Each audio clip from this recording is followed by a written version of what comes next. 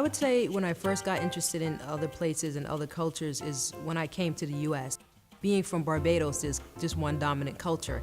And when I came to the U.S., I met people from all over the world.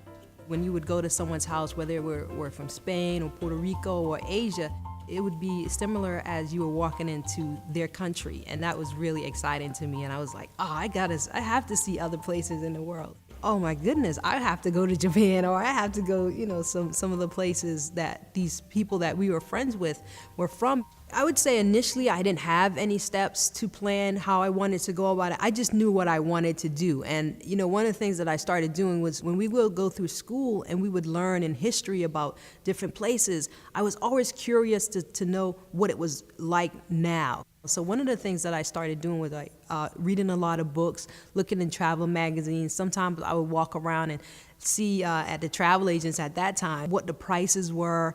And I started asking a lot of questions. The Spanish family, they would always go back to Puerto Rico in the summer.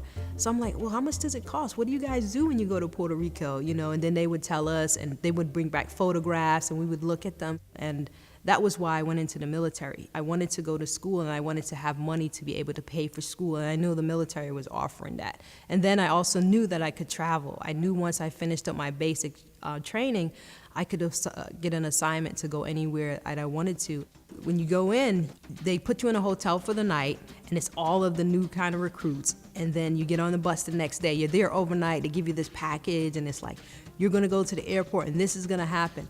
I was scared. I'm like, oh, they say they're gonna start yelling at us when they get off. As soon as we get off the plane in San Antonio, they're gonna have us running, all this stuff. So that night, none of us really got sleep, even though the hotel was immaculate. None of us did anything but just try to figure out what was gonna happen.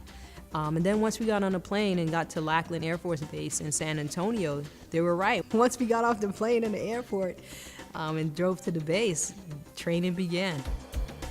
They started, yelling at you and breaking you down to build you up and all that good stuff. I say it was good stuff because I would say now most of my best friends are Air Force military folks.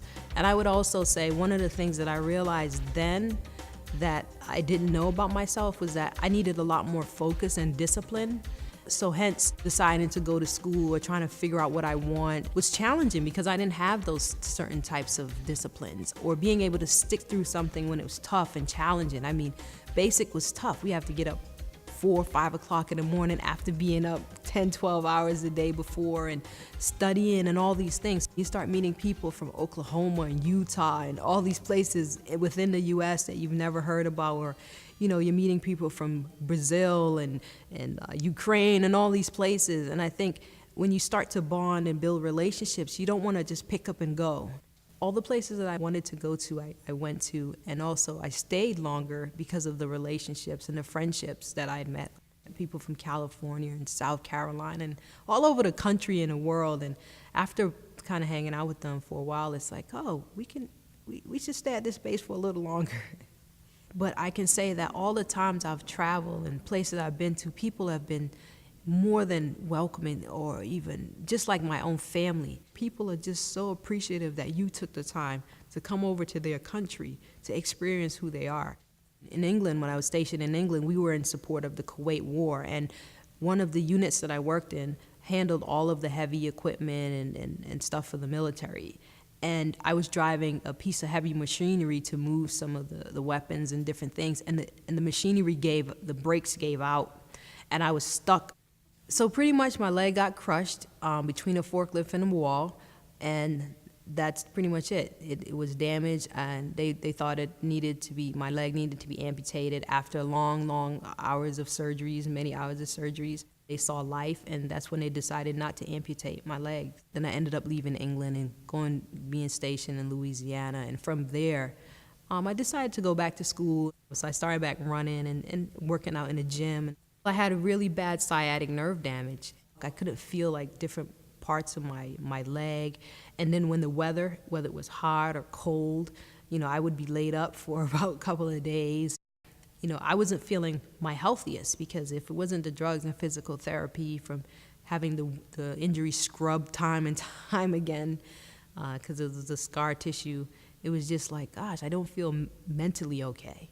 It was through a friend that I met a doctor of traditional Chinese medicine who said, "Oh, I can help you." He started helping me by just saying to me that he can help me, and then also by just explaining to me what had gone on, not just with the physical injury, just kind of emotionally and mentally, like what had gone on. And then he started giving me acupuncture treatments and started just slowly introducing me to the long haul of what it was going to take to get better. One of the things that I appreciate about him, he never said that I wouldn't be able to do something. Being in his clinic and just watching how people were getting help and just where they were in the frame of mind, I started thinking about, what do I want to do? And when I'm finished up my school, how do I want to go about my life?